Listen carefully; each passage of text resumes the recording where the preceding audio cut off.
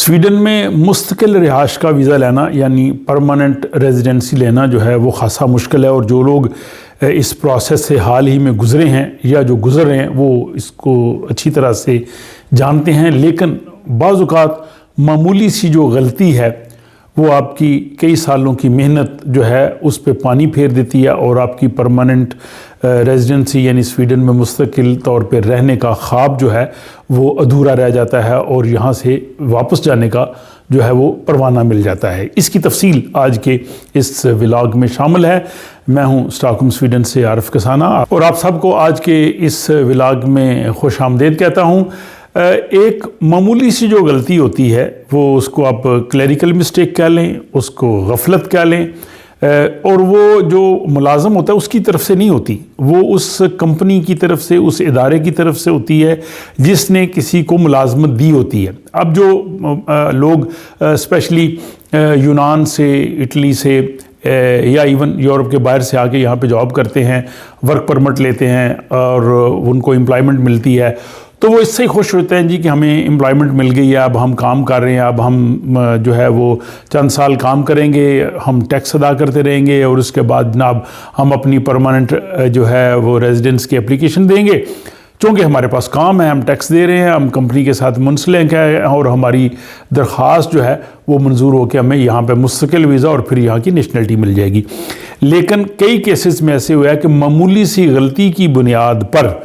जो है वो उन्होंने परमानेंट रेजिडेंस की एप्लीकेशन जो है वो मुस्तरद की है। और इसी तरह का एक केस जो है वो आज के इस व्लॉग की सूरत में मैं आप को बताऊंगा, जिससे आप लोगों को अंदाज़ा हो सकेगा, स्पेशली वो लोग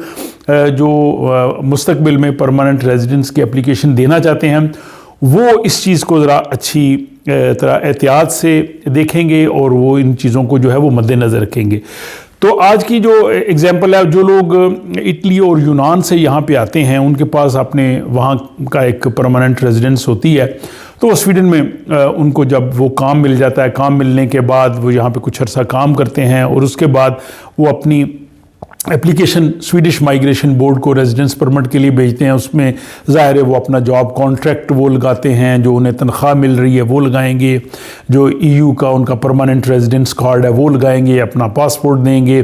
स्वीडन का जो टैक्स ऑफिस है उससे वो सर्टिफिकेट लेंगे, जितना वो उनकी इनकम सर्टिफिकेट होगी, उनका जो टैक्स उन्होंने जो अदा किया वो होगा, उनकी बैंक स्टेटमेंट्स होंगी, ये तमाम जो डॉक्यूमेंट्स हैं ये वो उस वक्त मांगते हैं। और उसके बाद माइग्रेशन बोर्ड जो है वो उनकी दरख्वास्त का जायज़ा लेता है। अगर उसमें कोई कमी बेशी हो तो माइग्रेशन बोर्ड दोबारा उनसे जो है वो उसकी वजाहत मांगता है कि फ़लाँ डॉक्यूमेंट्स चाहिए, फ़लाँ चाहिए, फ़लाँ चाहिए, तो इसमें वो टाइम देते हैं, उस टाइम के दौरान आप वो सारे डॉक्यूमेंट्स दे देते हैं। अब जो डॉक्यूमेंट्स आपने उनको दे देने हैं,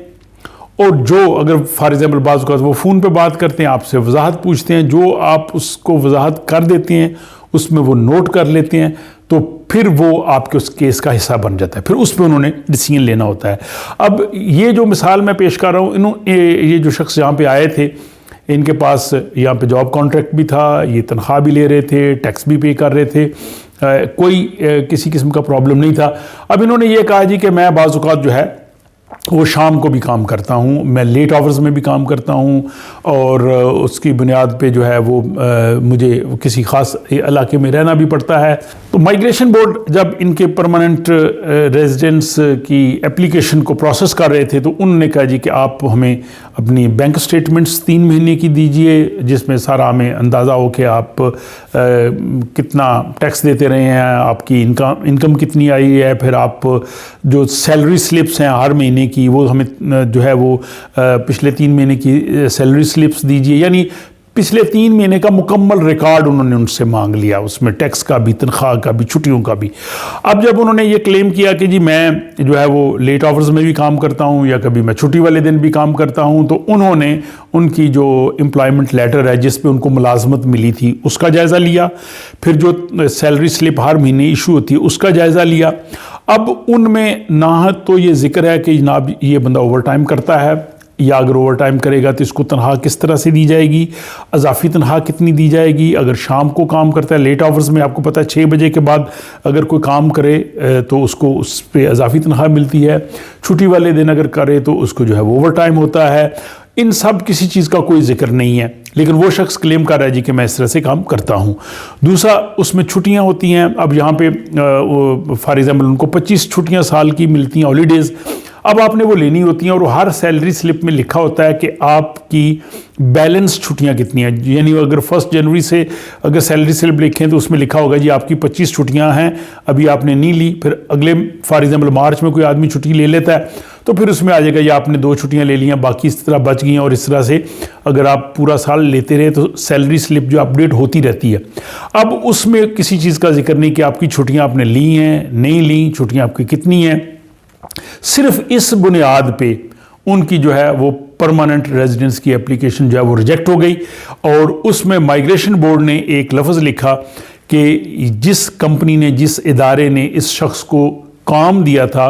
वो इंतहाई गैर संजीदा कंपनी थी। ऊ सीरियस उन्होंने लिखा कि वो ऊ सीरियस यानी सीरियस कंपनी नहीं थी, उसने इन चीज़ों को नहीं देखा। अब इसमें जो काम करने वाला बंदा, उसकी बेचारे की तो गलती नहीं, उसको शायद इन चीज़ों का इल्म भी नहीं था, उसने तो उन पे एतमाद किया। अब उनकी जो कह लें कि या उनको कानून का नहीं इल्म,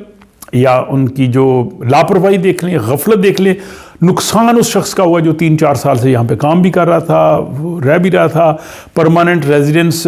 उसके हाथ से ऐसे गई जैसे वो हम लूडो खेलते हैं ना, तो बाज़ औक़ात ये होता है कि किस्मत बुरी हो तो 99 पे जाके सांप काट के तो 6 पे ले आता है। ये हिसाब हुआ। अब माइग्रेशन बोर्ड ने उन्हें कहा जी कि 4 हफ्ते के अंदर अंदर आप स्वीडन को छोड़ दें और आप चले जाएं, क्योंकि आपकी एप्लीकेशन इस बुनियाद पे जो है वो कबूल नहीं हो सकती। हाँ, उनको अपील का जो हक दिया कि 3 हफ्ते के अंदर अंदर आप रिटर्न अपील कर सकते हैं माइग्रेशन बोर्ड के पास, अपने वकील के ज़रिए या किसी और शख्स के ज़रिए या ज़ाती तौर पे। जब आपकी अपील आएगी, माइग्रेशन बोर्ड उसको देखेगा कि क्या हमसे कोई गलती हुई है, तो फिर वो फैसला तब्दील भी कर सकते हैं। अगर गलती नहीं हुई तो जो भी है वो सारा मामला फिर जाएगा जो है माइग्रेशन कोर्ट के पास। और स्वीडन में 4 माइग्रेशन कोर्ट्स हैं, एक जो है वो स्टॉकहोम में है, उसके अलावा गोथनबर्ग में है, माल्मो में है और नॉर्थ की लुलियो में है। वो माइग्रेशन कोर्ट जो है वो उस पर डिसीजन लेगी। अब जो माइग्रेशन बोर्ड ने डिसीजन लिया है और जिस शख्स ने डिसीजन लिया है, साथ 2 लोगों के दस्तखत होते हैं और बाकायदा उसने मेंशन किया डॉक्यूमेंट्स के साथ, तो ये बहुत मुश्किल होगा कि माइग्रेशन कोर्ट पे जाके जो है वो फैसला बदले, क्योंकि गलती उसमें थी। अब इसका हल क्या है? इसका हल भी मेरी नज़र में ये है कि जो लोग यहाँ पे आके काम करते हैं उनको चाहिए कि सबसे पहले जो है वो यूनियन के मेंबर बने। यूनियन आपके इन चीज़ों का तहफ़्फ़ुज़ करती है। यूनियन का मेंबर बनने के बाद आपका जो एम्प्लॉयमेंट लेटर है आप अपनी यूनियन को दिखाएं, उसके नुमाइंदे को, कि मैं ये जॉब शुरू कर रहा हूँ, ये मेरा एम्प्लॉयमेंट लेटर है, ये मेरी टर्म्स एंड कंडीशन है, ये बताइए कि क्या है। आप अपने एम्प्लॉयर से भी पूछ सकते हैं कि मेरी टर्म एंड कंडीशन क्या है, क्या इसमें कलेक्टिव आफ्ताल, कलेक्टिव एग्रीमेंट है या नहीं, क्या मैंने ओवर टाइम भी करना है, क्या मैंने शाम को काम करना है, मेरी छुट्टियां कितनी हैं। फिर जब आप छुट्टियां ले रहे हों तो फिर अगले महीने की सैलरी स्लिप से देखें कि आपकी 25 छुट्टियां जनवरी में हैं, आपने फरवरी में 5 छुट्टियां ले ली और मार्च की जो सैलरी स्लिप है उसमें से आपकी 5 छुट्टियां माइनस होनी चाहिए। फिर आप गाहे बगाहे अपनी सैलरी स्लिप जो है अपनी जो है उसे दिखा सकते हैं जो आपकी यूनियन वाला है, और उससे पूछ सकते हैं कि इसमें जो टैक्स के हवाले से, छुट्टियों के हवाले से, ओवर टाइम के हवाले से, बाकी चीज़ों के हवाले से कोई सकम तो नहीं है। और उसके बाद जब आपने अपनी परमानेंट एप्लीकेशन भिजवानी है, एक दफ़ा फिर इत्मीनान कर लें, कम से कम 3-4 महीने पहले जब आपका टाइम पूरा हो रहा है, क्योंकि आखिरी 3 महीनों को अच्छी तरह से देखते हैं। और उसमें अगर आपकी गलती हुई, क्योंकि बहुत से लोगों की जो एप्लीकेशंस रिजेक्ट हुई हैं वो सेमेस्टर डेज़ की वजह से हुई हैं, उन्होंने सेमेस्टर डेज़ नहीं लिए, या अगर किसी ने जो कोई और किसी किस्म की छुट्टी ली है वो उसका इंदराज नहीं हुआ, बच्चों की छुट्टी ली है या बीमारी की सूरत में लिया है या ओवर टाइम लिया है। ये सारी चीज़ें हैं मामूली लेकिन बड़ी इम्पॉर्टेंट हैं, और छोटी सी गलती जो है वो एक बहुत बड़ा नुकसान कर सकती है। मुझे उम्मीद है कि आज का जो ये व्लॉग है उन लोगों के लिए बहुत ही फ़ायदेमंद होगा जो इस वक्त वर्क परमिट पे हैं, रेजिडेंस परमिट पे हैं, और जो मुस्तकिल वीज़े के लिए मुस्तकबिल में अप्लाई करना चाहते हैं वो ज़रूर इसको देखें, इसका जो है वो जायज़ा लें। और अगर आपको ये पसंद आए तो आप इसको उन दोस्त अहबाब से भी शेयर कर सकते हैं